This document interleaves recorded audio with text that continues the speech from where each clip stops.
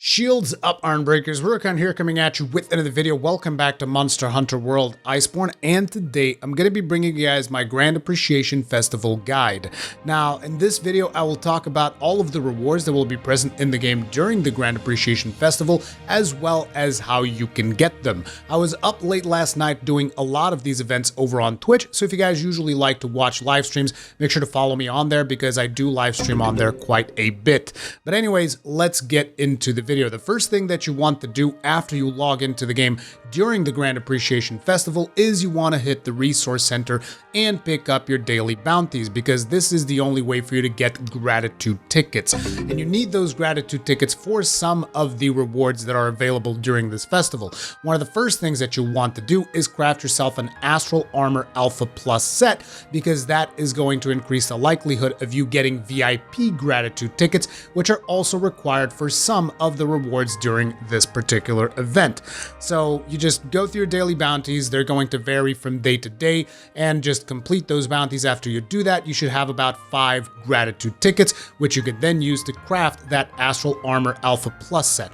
Now, you don't need to wear the Astral Armor Alpha Plus set in order to get VIP gratitude tickets. There's a chance of you getting those just from doing regular quests during the festival itself. However, the armor will increase the likelihood of you getting those tickets, and if you're going to be running a bunch of event quests anyways, which aren't really the game's most challenging content to begin with, so you should be able to cruise through these quests just fine using the Astral Armor. And I actually like the way that they're doing it this time around, whereas in Monster Hunter World, sure, you could craft the event armor set, but I usually would never end up using it because there really wasn't any reason to. This time around, you actually engage with the festivities, you craft the festival armor, you wear the festival armor during the festival itself, and you have an additional chance at getting those VIP gratitude tickets, which you can then use for some of the other rewards that you can get during the festival. And this time around, one of the things that you can get with the VIP gratitude tickets is naturally the Astral Layered Armor. That is going to cost you about 5 tickets, and you know, it's another layered armor to add to your collection so that you can swap the looks of your character whenever you want. Another thing that you can get for VIP gratitude tickets are the Silver Wisp pendants. Now, one of the pendants requires regular appreciation tickets that you get from completing your daily bounties, but most of the other pendants actually require VIP appreciation tickets. So if you're into pendant collecting, then you're going to need quite a few of these VIP appreciation tickets. The other thing that you can use these for is for those golden tickets. You can exchange those at the melder, and I believe it is 10 VIP appreciation tickets for 1 golden ticket, which you can then meld into a tier 4 decoration. I'm not sure that I would advise you guys to go through with those types of things, because I feel like the benefit isn't really there. But hey, these are the 3 things you can spend VIP appreciation tickets on, which is the Astral Layered Armor, the Silver Wisp pendants, and the gold tickets to get tier 4 decorations. Now, moving right along, another thing that you can craft using gratitude tickets, which come from your daily bounties, is the Palico Space set. An important thing about this particular set is that particular weapon that you have right there, in my opinion, is a really good weapon to use if you have the Mulatov cocktail and you like having the sleep status. I know I'm going to be testing out that weapon, and I'm going to be crafting it, and it probably has some cool animations. I haven't gotten to see them yet because I used all of my gratitude tickets to craft the Astral Armor Day 1 to get more VIP gratitude tickets, as you can expect, right? So after you get all of this initial stuff out of the way, you're then going to start working your way through some of the new events. One of those new events is going to be the Flora Frostbite quest.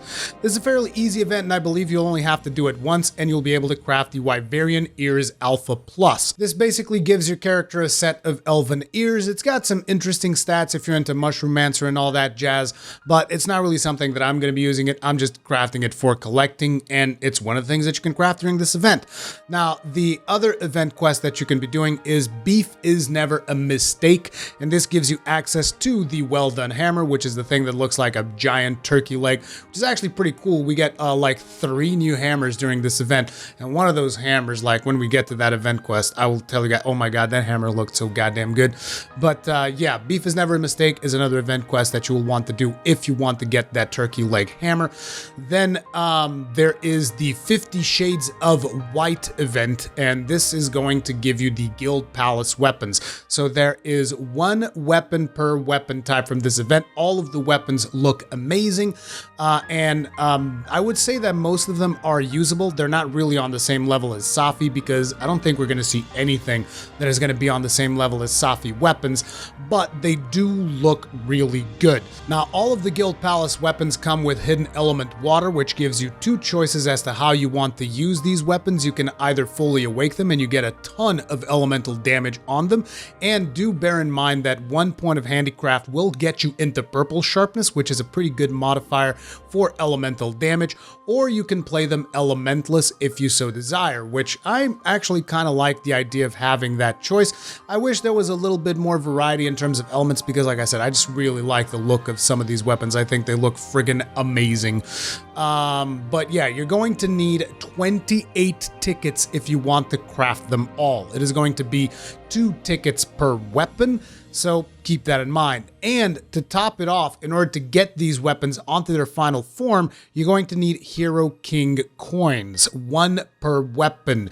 And these Hero King coins come from completing the Arena Master Quests 06 and 07, which is either you face off against Zinogre or against Tigrex and Brute Tigrex in the arena. And do remember, all of the arena quests, you have to take these on the Gathering Hub itself, and they are all scaled for 2 players. Even if you go in solo, they are still scaled for 2 players. So if you have a friend, you might want to ask them for help. If you don't have any friends that actually play the game, then you'll want to look for arena quest lobbies, okay? Now, moving right along, the other event quest that you'll want to be doing is the Shocking Climax, which is going to give you Unity tickets, which is the material that you need in order to upgrade all of the crossover items in the game.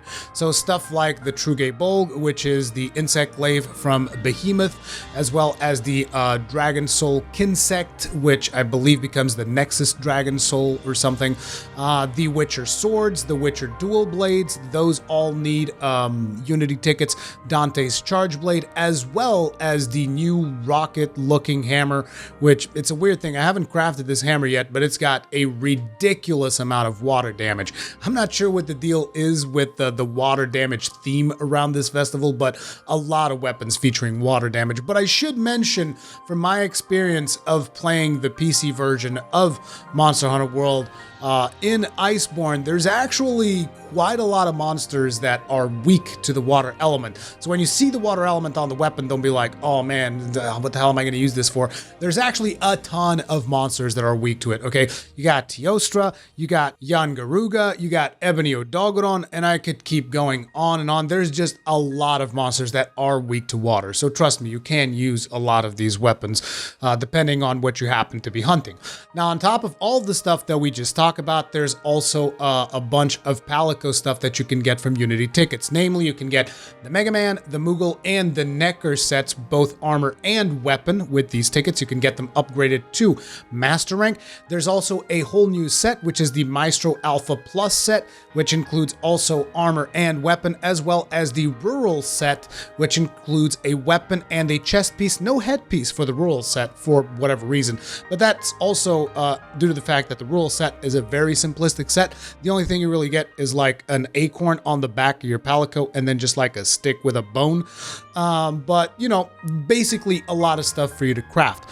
Now, during this festival, you're also going to be getting appreciation tickets, and you might be wondering, what the hell are these appreciation tickets for? This is for the Gala suit armor and the Gala layered armor. So if you haven't gotten your Gala suit or your Gala layered and you want to get those, that is what you can use these tickets for. And on top of it, you can also craft the 2 banner lances, which, if you don't know, these are lances that kind of just look like they're banners, like battle banners. And they have the symbols for the different fleets that came into the new world. And those are pretty much all of the new events that actually come with new rewards. However, with the release of Iceborne, we've seen a lot of new people get into the game and using the Guardian armor stuff to kind of boost themselves into Iceborne. So some of you guys may be wondering, oh man, but I don't have any of this Behemoth stuff from Final Fantasy, or I don't have any of this Witcher event stuff or whatever, so I'm not going to be able to craft like the Witcher Dual Swords or Dante's Charge Blade.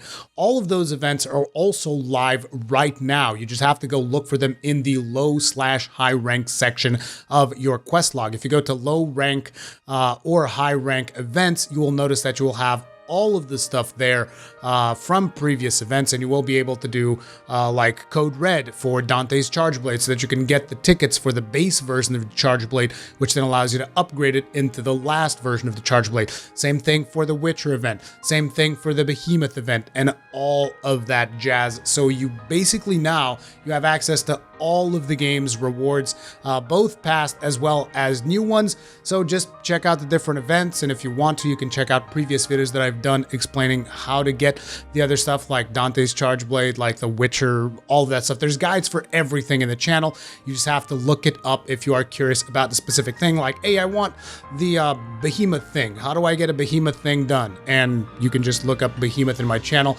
and I'm sure that you will find it. But anyway, if this video helped you out in any way, shape, or form, make sure to hit that like button because it helps me out to spread the message, spread awareness so that everybody can enjoy these events. If you did not enjoy the video, hit the dislike button because feedback is always important. Feedback which you can leave in the comment section down below. If you usually enjoy my content, subscribe, hit the bell notification icon, the usual stuff. Make sure to follow me over on Twitch as well because I stream in there quite a bit. See you guys on the next one. Stay strong and may your shields never break.